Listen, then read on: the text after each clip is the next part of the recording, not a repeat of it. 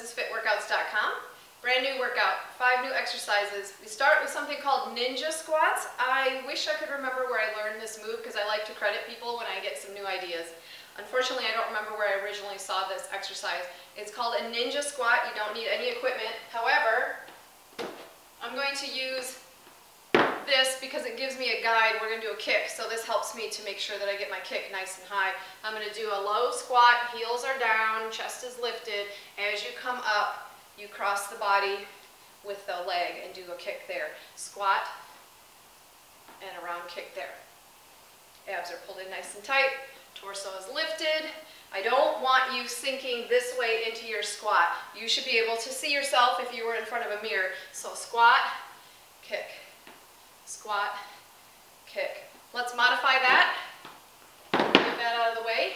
You're going to do a regular squat, come up and rotate that leg in the hip, socket, but without the kick. So that'll start working up these muscles, work on your balance, get that rotation without such a stretch with the kick. So that would be a good modification. Otherwise, a squat and a pull with that knee would work as well.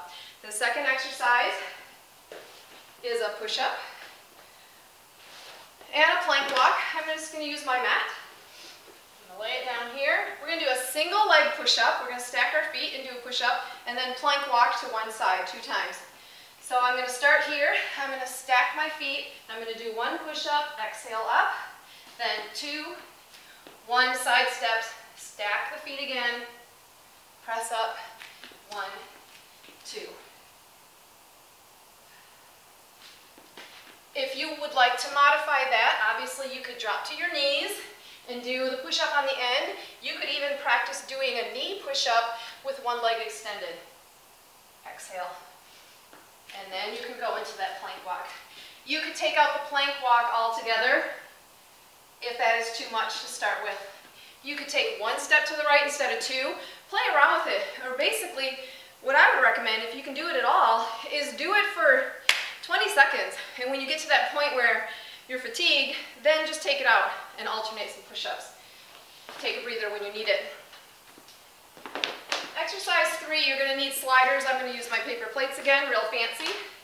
I'm going to start with both feet on the plates. I'm going to bend into 1 leg and do a side lunge. So this leg is straight, this leg is bent. I'm sticking my bottom behind me so that that knee doesn't come forward. Chest is still lifted, same leg is a reverse lunge. You can go nice and low with the sliders, then switch legs. Nice and low. So side. Now the benefit of using the slider is if you push your foot into the floor, then you get some extra work. So on that one you get inner thigh. And on this one it really works those quads rather than just targeting the back of the leg on the lunge. If you're going to modify this, I would suggest using 1 plate so that the foot that's on the floor is really stable and there's no risk of that foot sliding around if you're not able to hold this with good balance. So then you can practice the move, and after you do side back, switch the plate.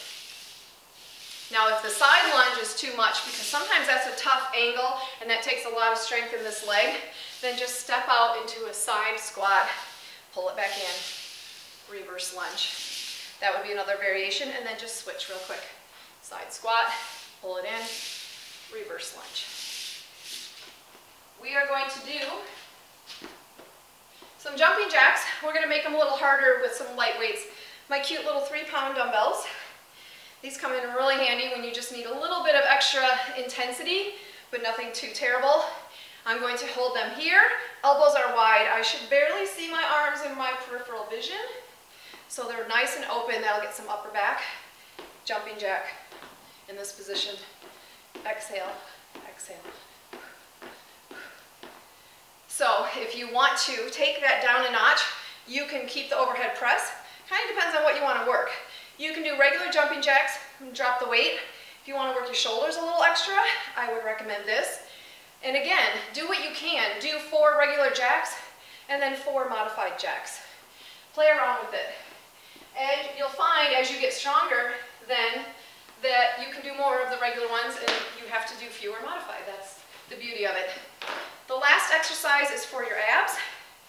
We're going to do a leg extension and then a hip lift. So we're going to get everything in the front of the core here. Now I'm going to start with my knees at tabletop. I am going to tuck my chin for the first half of the move. I'm going to extend my legs, bring them back, lower my head, do a hip lift, and control it down. I'm going to tuck my chin at this point, come back. So there is a bit of a crunch. The reason for that is when I have my legs down here, if my neck is down, I feel a lot of strain up in this area, and I don't like that. So I'm going to tuck, extend, lower my head, lift, and lower. That's the challenge. You can use your hands a little bit, press up, lower with control. So what is hard in the beginning is you lift and then you flop back down. That's normal. But if we modify it, let's do one leg at a time, and then keep the knees bent and just tuck and curl the tailbone off the floor. Extend one leg and just curl the tailbone off the floor. Again, I want you to really focus on setting it down. I know you can lift it a couple inches, and it's not really a huge lift. You're thinking about lifting your tailbone straight up toward the ceiling. So you might feel like, oh, I can only get up 2 inches, 3 inches. That's normal. It's not huge range of motion. Those are the 5 exercises. Get all of your equipment ready, get your timer set, and let's do it straight through.